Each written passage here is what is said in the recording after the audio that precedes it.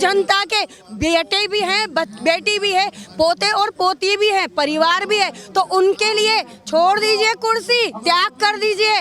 ये आम जनता आपसे अनुरोध करती है। पूर्वजों ने जो यहाँ बनाया था उसको मोदी जी ने 8 साल में मिटा दिया। हम नहीं चाहते कि अगर मोदी जी 2 साल हो रहे तो बची कुछ संपत्ति को भी मिटा दे। आप नंबर की बात करते हैं तो हम 0 नंबर देते हैं। 0 नंबर, बिल्कुल 0। बहुत बहुत शुक्रिया। हमसे 0।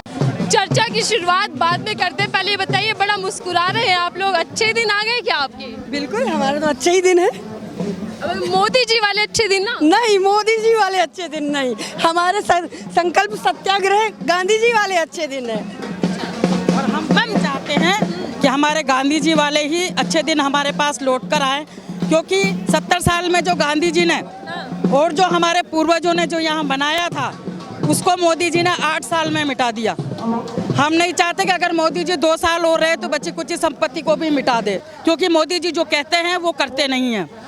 मोदी जी को जब जब अपने फायदे का दिखता है, उन्होंने जब एनआरसी आई तो अपने फायदे को उन्होंने झूठा आश्वासन देके एनआरसी को खत्म कर दिया।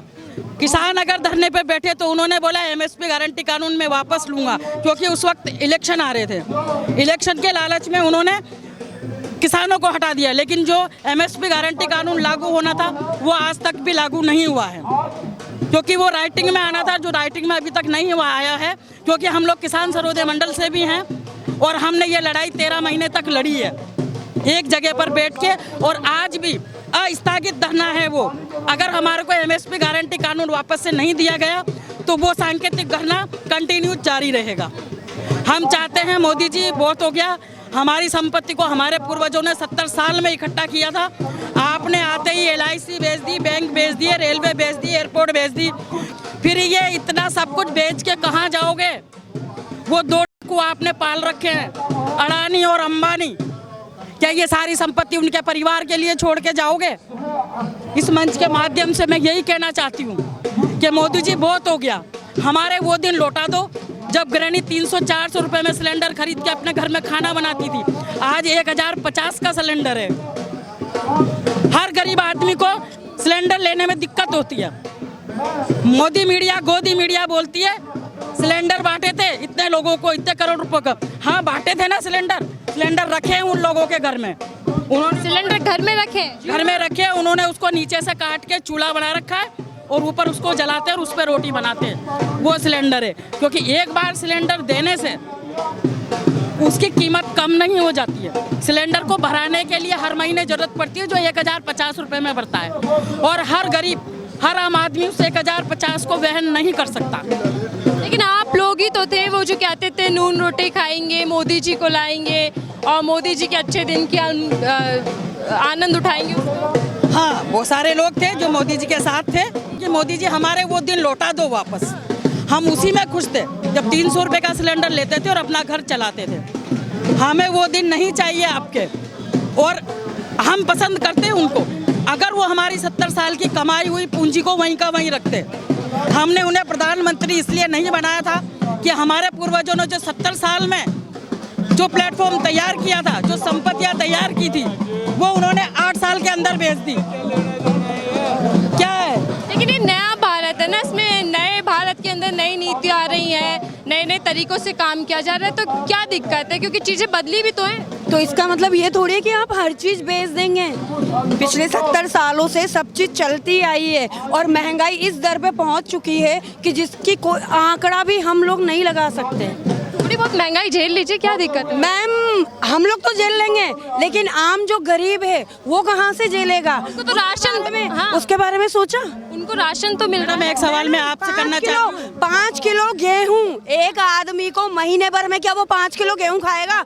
मोदी जी, वो गेहूँ आप खाइए, नहीं चाहिए वो आम आदमी को। आम आदमी भी अगर उसको वो भी रोड पे उतर जाए ना, तो वो भी यही बोलेगा आप अपना 5 किलो और 10 किलो गेहूँ अपने पास रखिए, क्योंकि 5 किलो और 10 किलो गेहूँ खाने से पूरा महीना नहीं निकलता। उसके लिए और भी आमदनी चाहिए होती है। सिर्फ 5 किलो आप गेहूं दे करके आम जनता को पागल बना रहे हैं कि हाँ हम आपको राशन दे रहे हैं। क्या सिर्फ 5 किलो गेहूं खाएगा? सिलेंडर 1075 रुपए का हो गया है मैडम।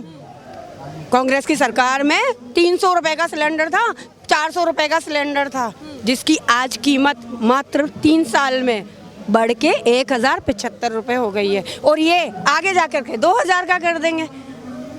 कुछ लोग कहते हैं 2000 का हो जाए, चाहे पेट्रोल महंगा हो जाए, कोई बात नहीं, हम देश के लिए सह लेंगे, 2000 का भी। वो सिर्फ जो अंधभक्त है ना मोदी जी के, वही लोग कहते हैं। आम इंसान से पूछिए, वो नहीं कहेंगे कि 2000 का हो जाएगा तो हम रह लेंगे और सह लेंगे। कब तक सहेंगे?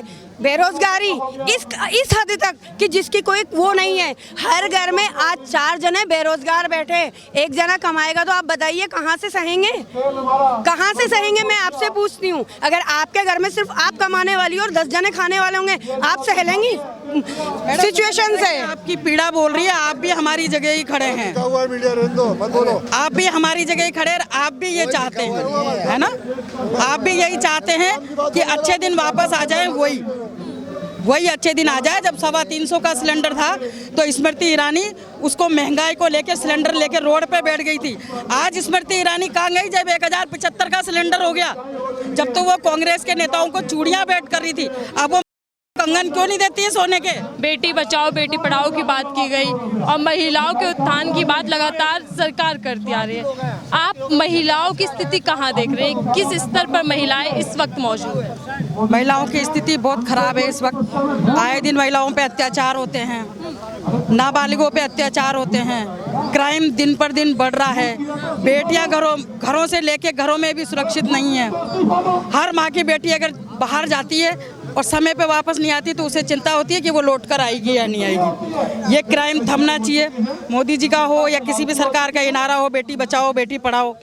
तो बेटी पढ़ने तो भेजते हैं, लेकिन बेटी कितनी बच पाती है वो हम सरकार से जानना चाहते हैं कि प्रशासन पे अंकुश लगाएं, कुछ ऐसे नियम, कुछ ऐसे कायदे, कुछ ऐसी चीज़ें बनाए बेटियों के लिए कि अगर बेटियां घर से निकले, सुरक्षित निकले तो सुरक्षित वो घर पे पहुँचे। मोदी जी बात करते हैं कि हमने वो अग्निवीर, आप बताइए 5 साल अगर कोई लड़का काम करेगा, 5 साल 4 साल के बाद में उसको रिटायर कर दिया जाएगा तो वो क्या करेगा? आकर क्या बनेगा वो? तो इतना सम्मान बीजेपी सरकार महिलाओं को दे रही है अब और आगे लेकर जा रही है, उसको आप कैसे देख रहे हैं, क्या कहना चाहिए? मैम, सम्मान तो वो बहुत करते हैं, लेकिन सिर्फ सम्मान दिखावे का है, वो वास्तविकता में सम्मान नहीं है, बिल्कुल भी नहीं है। एक बीजेपी का विधायक दूसरे विधायक से 2 टके की कि तुम्हारी औकात क्या है, बीच विधानसभा में ये शब्द यूज करता है।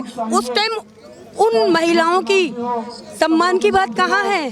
क्या यही सम्मान है? सिर्फ दिखावे का सम्मान है मैडम। और आप बच्चियों के बारे में बात कर रही हैं, हाथरस के कांड को ही ले लीजिए, उनके परिवारजनों को मिलने तक नहीं दिया, शव तक नहीं सौंपा। पुलिस वालों ने इस कदर उनकी हालत कर दी कि बयान भी नहीं कर सकते हम लोग। मैं एक लाइन में जानना चाहूँ कि मोदी सरकार के लिए क्या कहना चाहती है, कितने नंबर देने वाले? हम तो सिर्फ इतना कहेंगे, थोड़ी सी शर्म कीजिए, हमें हमारे पुराने दिन हमारे पुराने दिन वापस दे दीजिए। हम उसमें खुश थे और इतने खुश थे कि जिसकी कोई हद नहीं, क्योंकि आपने तो बच्चों को भी नहीं छोड़ा, जीएसटी दूध पे भी लगा दी, खाद उस पे तो लगा दी, खाद सामग्री पे तो लगा दी, लेकिन आपने दूध पे भी जीएसटी लगा दी। अब इससे ज्यादा क्या शर्म की बात है? लेकिन आम जनता के बेटे भी हैं, बेटी भी है, पोते और पोती भी है, परिवार भी है, तो उनके लिए छोड़ दीजिए कुर्सी, त्याग कर दीजिए। ये आम जनता आपसे अनुरोध करती है। ये हम लोगों की सबसे बड़ी गलती थी, हम लोगों की सबसे बड़ी गलती है, जनता की गलती है। आप नंबर की बात करते हैं तो हम 0 नंबर देते हैं। 0 नंबर, बिल्कुल 0। बहुत बहुत शुक्रिया हमसे। 0।